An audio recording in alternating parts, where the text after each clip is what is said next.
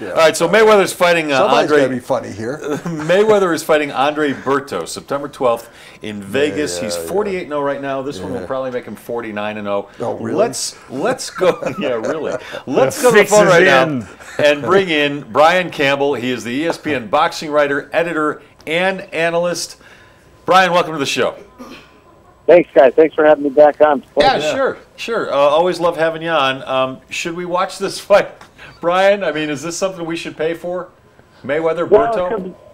It really comes down to how much free cash you have hanging around. Look, at the pay-per-view fight goes, when you consider the options Floyd had in front of him, this is really a worst-case scenario for fans, and it's really an extension of Floyd's arrogance to really see him trying to put this out there, because although Andre Berto was a name 4 to 5 years ago when he was in his prime, you know, we're talking about a guy who's really on the journeyman level at this point, 3-3 in his last 6 fights, 31 years old, not near his prime. You know, there was talk in the last few weeks that maybe this would be on CBS as like a goodwill gesture, a freebie to the fans. And coming off a situation where people had to pay $100 for the Mayweather-Pacquiao fight, and it didn't live up to expectations, you could almost see that as a good marketing tool. Well, in the end, it's going to be, you know, your $69.99, whatever it's going to be for your cable services, and that's a lot to ask the fans right now.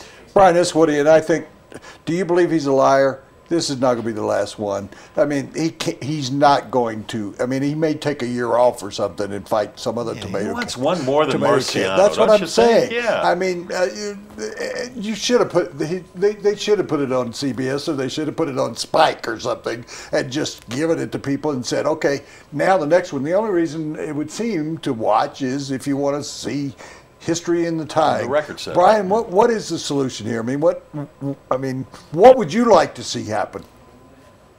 You know, you want to see him in a competitive fight, because even though he's 38 years old, he's still clearly the best in the sport. Still could take out any welterweight they put in front of him. And the problem is, you know, you want to see this guy max out his legacy and see who he could be, and you're just not going to see it in this matchup. And to what you said, is he a liar about this being his last fight? Look, telling the truth has never been a big part of his game. He's a master marketer and promoter of his own fights. They've tried to use the hints of the retirement, you know, in both of the Marcos Maidana fights in 2014 as sort of last-minute ways to hopefully try to sell it. It's no different in this one. I think he's taking the softest touch possible, mostly because this is the last fight in that landmark 6-fight deal he signed with Showtime CBS in 2013, which is essentially giving him a guarantee of around $35 million for this fight. So there wasn't a lot of incentive for him to go in there against a dangerous opponent, knowing that next year with the new arena opening in Las Vegas, that it would be a giant event for him to headline that, go for his 50th fight, sort of beat that mythical Rocky Marciano record of 49-0, and hopefully do it against a big name. It's just hard to the way that it's, you know, it's another sort of deceptive way to match himself.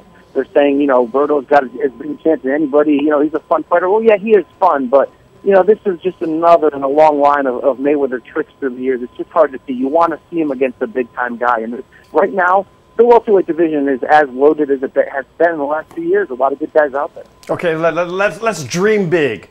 Let's dream of a 50th fight in 2016. And you're the matchmaker. Who do you want to see Money fight? Well, you know, my dreams aren't usually close to his reality. I mean, he'd love to see him move up to middleweight, fight Gennady Golovkin, you know, the sport's next big thing. I think, though, that's not going to happen. In a much more realistic scenario, I'd love to see him fight the winner of the November middleweight championship bout between Miguel Cotto and Canelo Alvarez. And even though he has already fought both of those guys and won, Cotto gave him a really good fight. If they fought at middleweight for the middleweight title, and you consider how good Cotto has looked in recent years, that Canelo has improved a lot since Floyd beat him, that would be an interesting fight with the middleweight aspect, with the moving up in weight, all of that. Or you want to see him come back against a good legit welterweight. You talk about like an unbeaten Keith Thurman, maybe like an Amir Khan. I mean, there's names out there. You hope he's going to go big for this 50, you know, to really make it a big event and really put some danger on the line, which is something, you know, he's controlled the elements of danger, and that's the real legacy to his career. Brian, since your dreams probably won't be realized, let's talk about your memories. And you're obviously not as old as I am. I met and saw Archie Moore fight, and let's try and be fair here for a moment. That Rocky Marciano was fighting some dogs at the end of his career, and Archie Moore was no longer a true fighter. I mean, do you have thoughts about how legitimate this record would be if he got it? Because people tend to build up that Rocky was fighting somebody great all the time, which he wasn't doing. So do you have a history kind of viewpoint you can give us in regard to if he does tie or beat the Marciano record? Well, that's the thing. It's more of a ceremonious record. You know, it's not a true record. It's just the record that Marciano had at the time of retiring as the heavyweight champion. Other guys have gone past 49-0. You know, maybe not retiring at that point, still undefeated, but other guys have gone there. I mean, I think it would look really glossy to do it one more since Marciano's quote-unquote record is so beloved. But to your point, of course, yes, he wasn't fighting in the greatest era. He only had certain limited names available to him. If Mayweather can close out at 50, on that round number, it's another part of how he can control his own legacy, because it's something that's glossy that can look really good. But I don't think it really accomplishes being anything extra special, because he's a great all-time fighter. But as you hear a lot, the guy's really controlled who he's fought, when he's fought them, and done his best to control how we'll remember him. But Brian, he's never really turned down any of the other welterweights. I mean, he did get Pacquiao late in Pacquiao's career, but he's never avoided anybody, has he?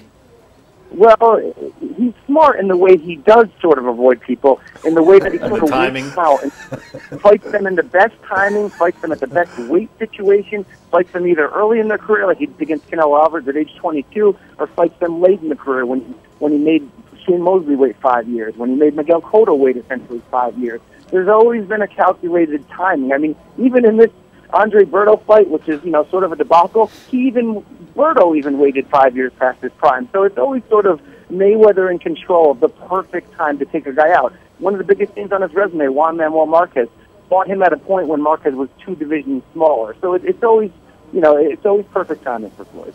Maybe Roger Goodell should become the dictator of boxing and force him to fight people, force guys to fight people at the right time and take them to court. That's the argument you get with Floyd, is too much, is this much control for one fighter too much? You credit him that he's going to walk away from the sport with all his faculties still in hand.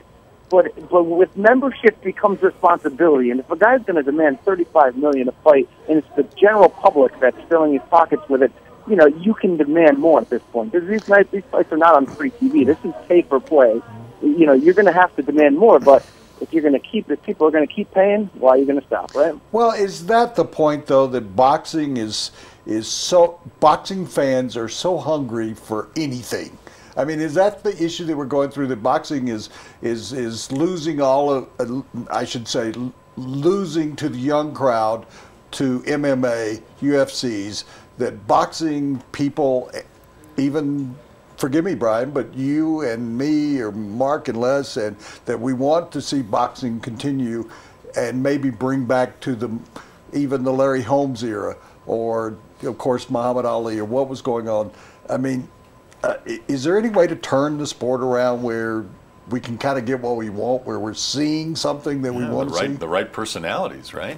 I guess. Yeah, you need the personalities. You have a lot of guys that quote-unquote have next right now who are willing to face the best. And boxing in the past year has sort of made a comeback to regular TV. Primetime, you're seeing with this Premier Boxing Champions PBC series. That could help, be a big push.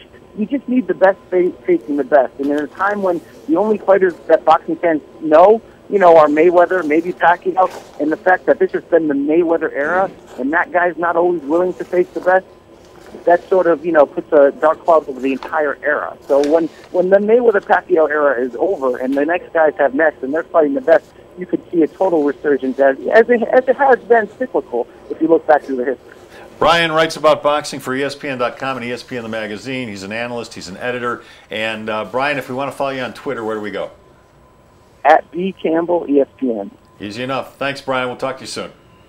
Thanks, guys. If Goodell was in charge of boxing, they would have to add another division. You've got flyweight, you've got heavyweight, you've got welterweight. They would have to add deflate weight. Boy, it took a long time to get there. Way too long. Way too long.